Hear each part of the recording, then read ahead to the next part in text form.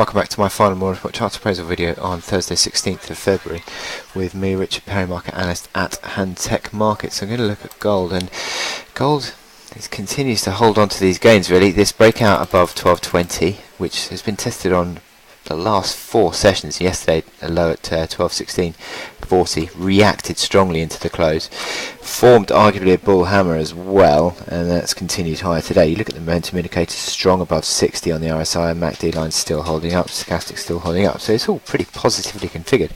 And I find this still a bit of a surprise considering the dollar strength that markets have been subjected to in recent days. Yet now yesterday that dollar strength turned around and that started to correct slightly, which obviously has helped the gold price higher.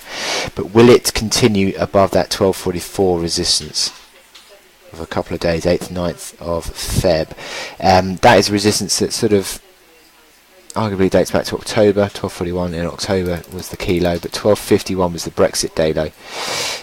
So between 1240 to 1250 there is overhead supply that could prevent further sort of gains and further recovery. But for now, obviously gold is holding up pretty well.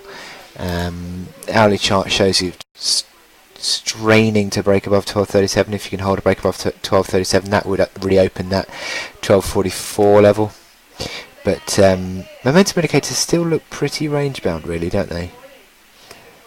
Certainly on the RSI, oscillating between 30 and 70. So it's still a range, I would call this, rather than sort of a decisive move to the upside. But it'll be interesting to see if we can hold above 1237. That improves the outlook near term. But I'm still not necessarily convinced that this dollar the gold holding up in spite of dollar strength is going to continue, and I think the dollar strength will resume at some stage, so that should be negative for gold. But yeah, I'm still a bit skeptical about it, but certainly the technicals remain positive on gold. So I wish you good luck in your trading, and I'll speak to you again tomorrow, I think.